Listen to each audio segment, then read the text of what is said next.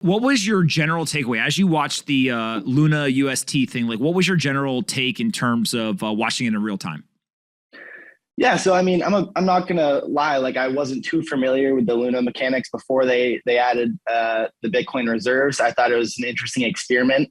I I called it and people were attacking me for calling it somewhat of a Ponzi-nomic stable coin. Like, I didn't know how it would end. And then I saw that peg drop, from 1 to 98 cents, and it was just limit down on 98 cents on Binance with huge volume. And that was the point where I was saying, I had a kind of a thread where I was just live tweeting my thoughts and what was happening at the time.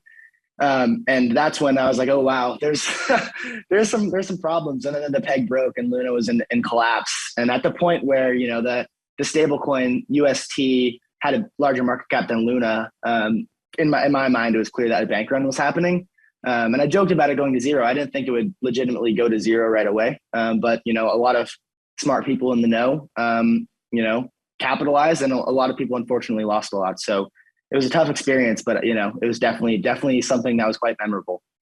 All right. So when you start to think about that occurring, obviously Bitcoin's price has dropped significantly. It was already down pretty seriously. But talk to me about the entire situation of they dumped 80,000 Bitcoin or so, and Bitcoin still, 26,000, 30,000. It's held pretty strong. Like, how do you feel about watching them do that and kind of the price action of Bitcoin from that?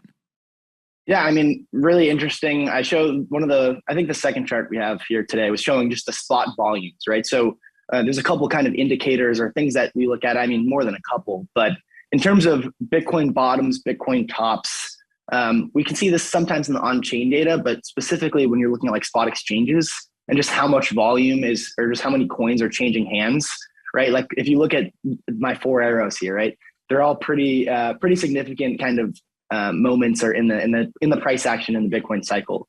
Doesn't mean it's necessarily a macro bottom or a macro top, but what we can tell here is lots of coins change hands, and it's pretty significant. So, could Bitcoin go lower? Yeah, of course. And we're going to, walk through some of the macro just developments that have happened. I've been talking about bonds and credit and legacy market volatility for much of 2022, and that's obviously still kind of the driver here. But just in terms of kind of a capitulation event, especially from a crypto native standpoint, you saw Bitcoin down big, but if you look at a lot of the kind of the altcoins, which, I don't focus on too much, I don't own, but for much of the 2021 bull run, the kind of the L1 smart contract chain trade was really big. Luna, Solana, Avalanche. And if you looked at what happened directly after the Luna crash, all of those kind of markets were down 35-40%. And, as well as a lot of people who are seemingly risk off in stable coins got completely wiped out.